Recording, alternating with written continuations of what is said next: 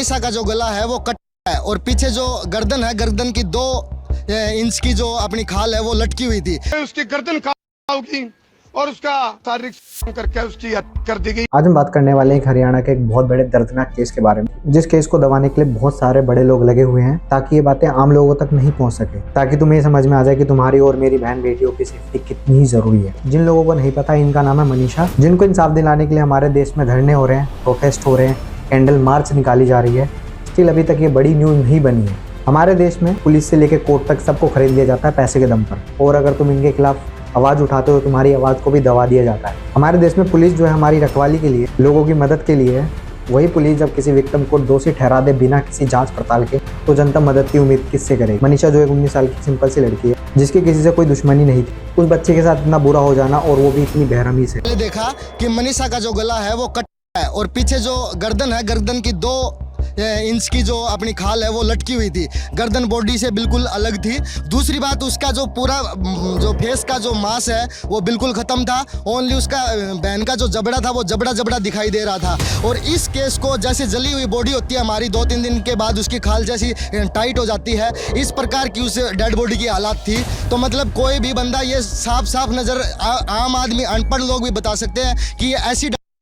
और जैसे भी जिस तरह से वकील साहब ने बताया गया था कि इसके ऑर्गन बाहर निकले हैं, जहां तक मेरे ओपिनियन है वहां पे तो मुझे ये लग रहा है कि ये ऑर्गन ट्रैफिकिंग का मामला भी हो सकता है। मनीषा एक प्ले स्कूल में काम करती थी, जो कि काफी मेहनती थी और अपने फैमिली का सपोर्ट करती थी ताकि उसकी फैमिली एक बेहतर जिंदगी जी सके। 11 अगस्त 2025 को मनीषा अपने घर से निकलती है स्कूल जाने के लिए। उसके स्कूल का टाइम 7:30 बजे होता है और 2:30 बजे उसका स्कूल का टाइम खत्म हो जाता है। स्कूल खत्म होने के बाद उसको सीधे अपने मेडिकल कॉलेज में जाना होता है, जहाँ उसे एडमिशन लेना होता है। शाम को मनीषा के नंबर से उसके फादर को एक कॉल की जाती है। 26 मेरी घंटी बजी, उसका कट गया।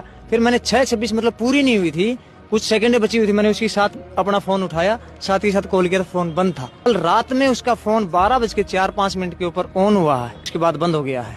दोबारा हमने कॉल किया तो फिर स्विच ऑफ हो गया है। जिसमें फोन तो उठाया जाता है उसके फादर की तरफ से, लेकिन कोई बात नहीं हो पाती। कॉल पे कोई बात नहीं हो पाती, वो कॉल कट जाती है। उसके तुरंत देर बाद उसके फादर उसको बैक कॉल करते हैं, लेकिन वहाँ से कॉल नहीं उठाया जाता। काफ़ी देर कोशिश करने के बाद जब फ़ोन नहीं उठाया जाता है तो उसके पापा परेशान होकर मेडिकल कॉलेज की तरफ जाते हैं, जहाँ उसका एडमिशन लेना था।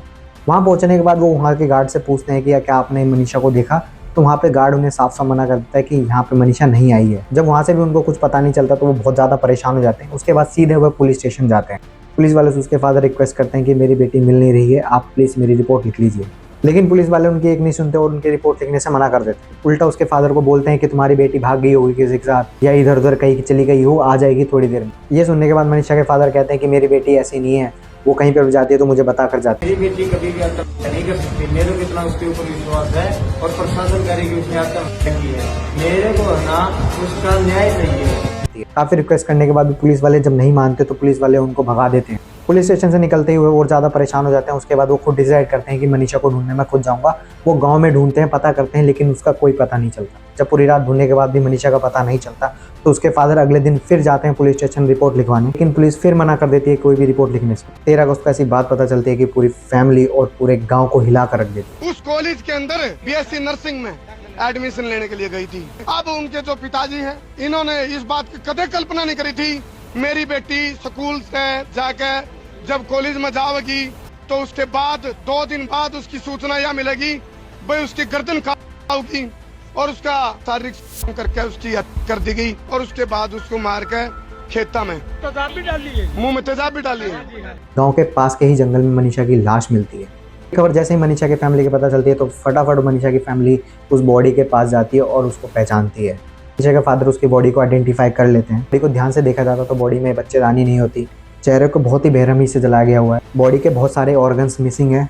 यहाँ पे सोचने और समझने वाली बात ये है कि अगर पुलिस ने थोड़ी सी भी इस चीज़ को सीरियस लिया होता तो शायद मनीषा आज जिंदा होती। साला का छोरा इसके अंदर है, समझ गए। एक बात बताओ, आज 9 दिन हो गए गुड़िया को मरे को, आज उसको 9 दिन हो गए। 9 दिन के बाद में तो ये बोल रहे हैं कि नोट मिला है। 14 अगस्त को जब पुलिस एक नई रिपोर्ट सामने रखती है तो उसमें बताया गया है कि मनीषा के साथ कोई रेप नहीं हुआ, मनीषा की बॉडी में से कोई सीमेंट प्राप्त नहीं हुआ, बल्कि मनीषा का जो इतना बुरा हाल हुआ है किसी जानवर ने कर दिया है। जैसे कि रिपोर्ट सुनकर तुम्हारा और मेरा दिमाग घूमने लगा, वैसे ही गांव वालों का भी दिमाग घूमने लगा और उन्होंने प्रोटेस्ट चालू कर दिया। गवर्नमेंट ने देखा कि हरियाणा का बहुत ही बुरा हाल हो जा रहा था, वहाँ का उन्होंने इंटरनेट बंद कर दिया, वहाँ के कुछ इंस्पेक्टर को ट्रांसफर कर दिया। ये सब होते हुए 9 दिन हो चुके थे और 9 दिन बाद पुलिस एक चीज़ सामने रखती है कि मनीषा ने एक सुसाइड नोट लिखा था, वो भी इंग्लिश में। और सोचने वाली बात है कि उसके फादर और उसके मदर और जो उसके फैमिली मेम्बर हैं उनको इंग्लिश बिल्कुल नहीं आती थी।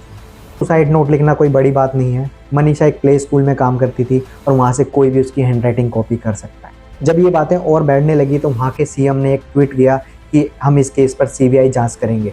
आप खुद सोच के देखो, पुलिस वालों ने 2 दिन तक कुछ कार्रवाई नहीं करी। पुलिस अगर इस केस को थोड़ा सा भी सीरियसली लेके काम करती, मनीषा के मेडिकल कॉलेज जाती, वहाँ के सीसीटीवी कैमरे को चेक करती, स्टिल अभी तक मनीषा के कॉलेज से एक भी सीसीटीवी फुटेज लीक नहीं हुआ, एक भी फुटेज नहीं दिखाई गई है, बाहर नहीं की गई है पुलिस की साइड से।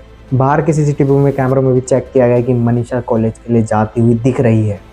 मनीषा की बॉडी जहाँ पर मिली वहाँ पे कोई सुसाइड नोट भी नहीं मिला। चीज तो भैया बियर दिखा दे, उसके बाद डिस्पोजल दिखा दे। इसमें जो लिक्विड है वो देखने में दोनों लागे शराब है, खैर पुष्टि आपको कर देनी। एक माल्टा की भी बोतल है।